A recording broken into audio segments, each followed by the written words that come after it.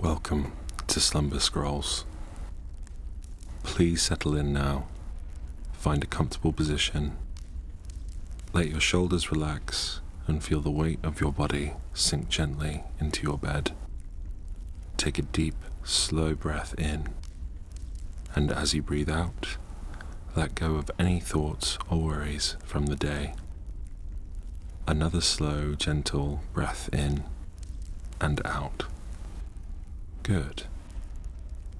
Now close your eyes and listen to the story of a time long past.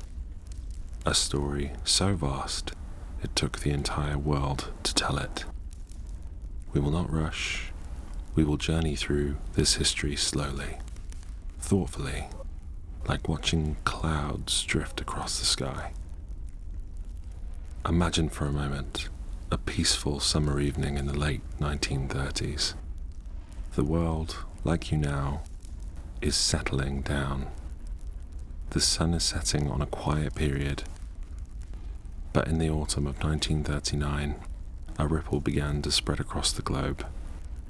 It started in one place with one action, an invasion of Poland. In response, two great nations, the United Kingdom and France, felt the stir of unease and declared war. It was a single stone dropped into a calm pond, sending ripples that will eventually touch every distant shore. The world was changing. In the following months, the world watched as a new power, Germany, swept across the continent of Europe. It was as if a great dark shadow was moving over a map, covering land after land. Denmark, Norway, the Netherlands, Belgium, all felt the shift. It was a time of great uncertainty, a time when many were asking about tomorrow and what it would bring.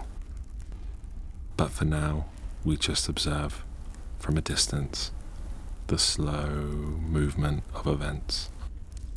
There's no need to hold on to them. Just let them pass through your mind like a story whispered in the dark. In the summer of 1940, the skies over Britain became a stage for a great aerial ballet.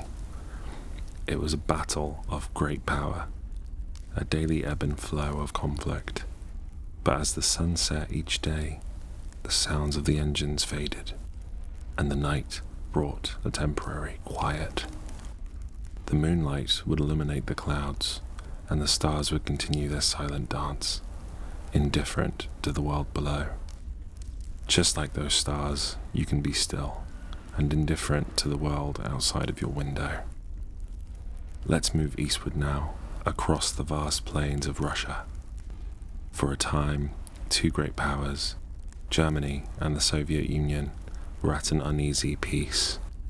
But in the quiet morning of June 1941, Germany invaded the Soviet Union.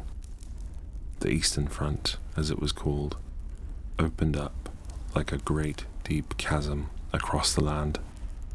It was a front of unimaginable scale, of great distances and long, cold winters. Imagine the vast silent snowfields of Russia, stretching out to the horizon. The kind of silence you find in a blanket of new fallen snow. A deep, calming silence. At the same time, in the distant waters of the Pacific, another quiet was about to break. On a peaceful Sunday morning in December 1941, a fleet of Japanese planes launched a surprise attack on the harbor in Hawaii, a place called Pearl Harbor. This event was a turning point.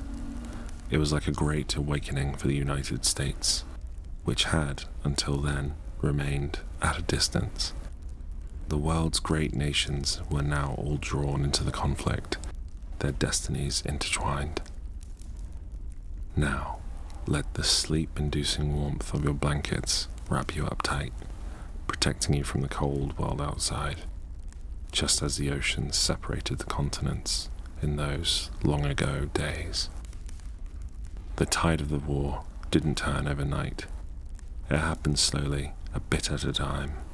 It was slow, gradual. It was shifting like a great ship turning in the water.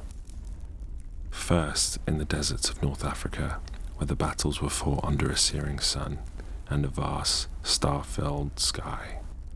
Then, in the frozen streets of Stalingrad, a city where the bitter cold was as much a combatant as the soldiers themselves. These were the moments when the advance of the Axis powers were finally halted. The momentum began to shift, and the Allies began their slow, steady march towards victory. There is a quiet strength in such patience, a slow, uncertain forward movement that feels as unstoppable as the dawn.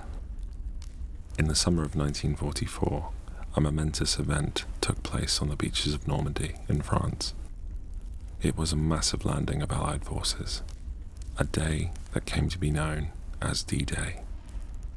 Imagine the sight of all those ships, sailing across a calm sea in the pale light of dawn. It was a beautiful and terrible sight, the beginning of the end for the war in Europe. At the same time, in the East, the Soviet Union was pushing back, reclaiming its land, mile by mile, day by day. The two great forces were now closing in, like the slow, steady hands of a clock moving towards a final chime. Finally, in the spring of 1945, the war in Europe reached its conclusion. In the city of Berlin, the final battles were fought, and the German forces surrendered unconditionally. On May 8, 1945, the war in Europe was officially over. Imagine the collective sigh of relief that swept across the continent. It was a moment of profound quiet after a very long and very loud storm. The sun finally broke through the clouds, and the world could breathe again. The war in the Pacific, however, continued. It was a different kind of war, fought on small islands and across vast stretches of ocean. The battles were fierce, but the end was in sight. Then, in August of 1945, a new and terrible weapon was used for the first time. The United States dropped atomic bombs on the Japanese cities of Hiroshima and Nagasaki. The power of these bombs was unimaginable.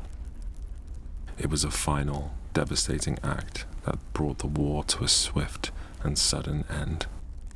On September 2nd, 1945, Japan surrendered, and the world was finally at peace. And so, the greatest conflict in human history came to a close. The world was changed forever. The war was over, but the work of rebuilding was just beginning. It was a time for healing, for remembrance, and for the hope of a better tomorrow.